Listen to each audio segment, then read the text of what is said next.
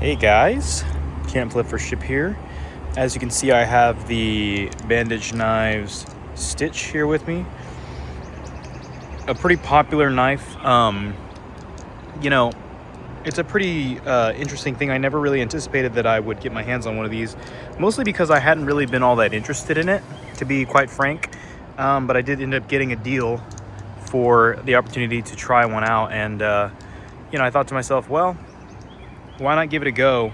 And this one here is the false edge, as you can see, prototype. And here's a little bit of a sound test and whatnot.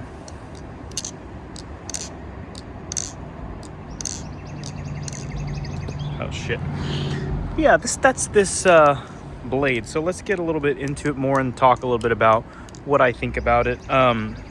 So it has that adjustable weight system with the zippy plastic spacers with the zirconium balls in there. I would assume they're zirconium. I'm not really sure what exactly they are. Oops. And it's pretty cool.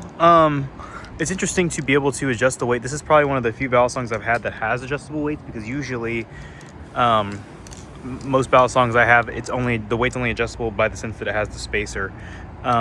So it is cool in that sense. I think, I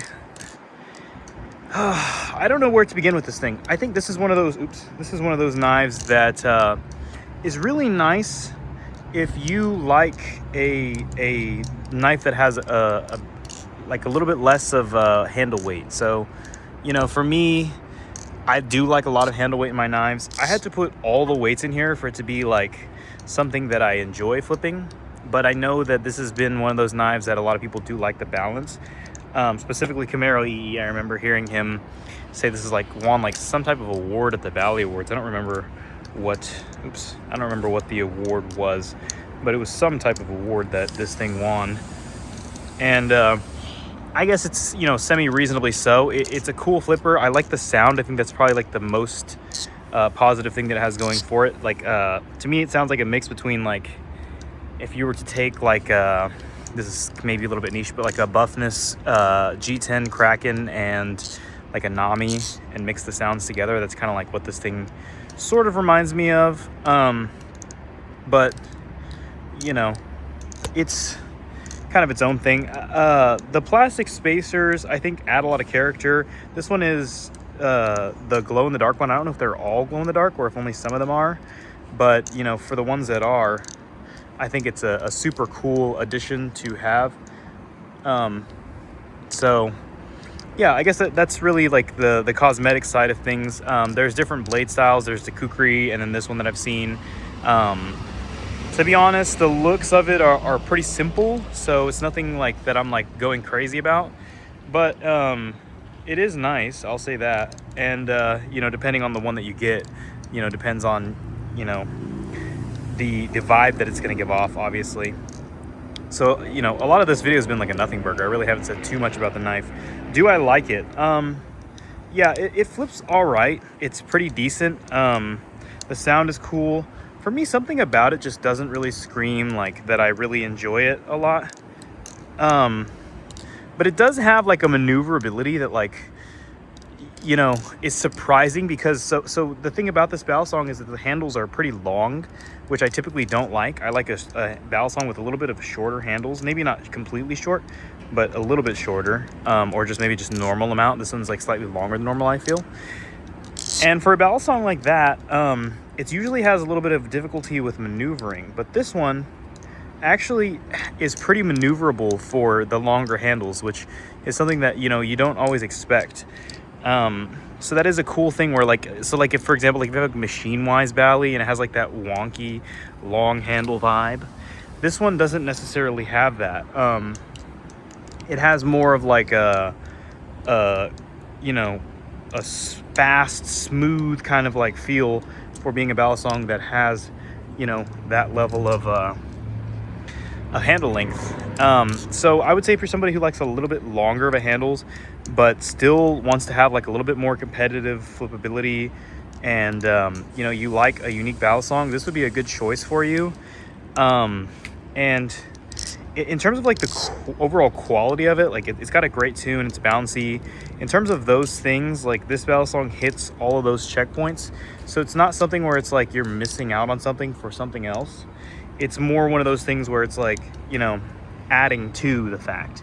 So it's a quality battle song. Basically, like it punches just fine for its weight class, or in terms of the price and in terms of, you know, what it competes with.